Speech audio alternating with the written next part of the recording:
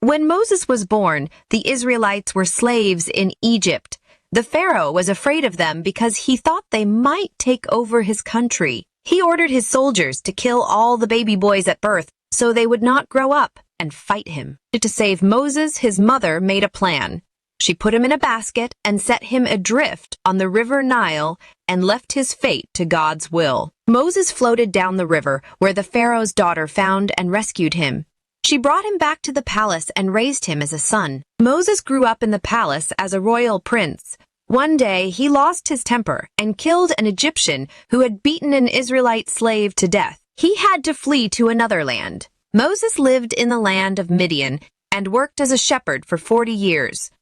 One day, in the desert, he heard the voice of God from a burning bush. God asked Moses to lead his people out of slavery in Egypt to the Promised Land. Moses went back to Egypt and asked the Pharaoh to free his people. Pharaoh did not want to lose his slaves, so he refused. God was angry and unleashed 10 plagues on the Egyptians. It was the 10th plague that finally made the Pharaoh let them go.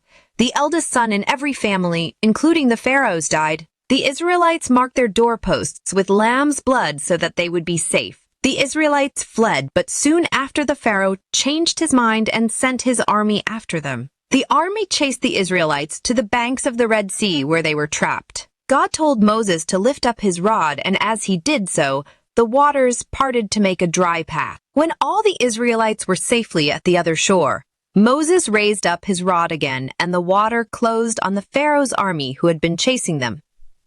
God had saved the Israelites once more. The Israelites were free, but they still had nowhere to live.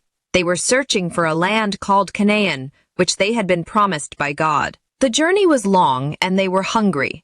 Moses promised that God would provide food. To their amazement, the next day they woke up to discover that the ground was covered with white food that tasted like honey. When their water ran out, God told Moses to strike a rock with his rod. As he did this, water ran out, and they were all able to drink. After 3 months of traveling, the Israelites arrived at the foot of Mount Sinai, where God called Moses to meet him at the top of the mountain. Moses had to climb the mountain in a thunderstorm. At the top of the mountain, God gave Moses 10 important laws.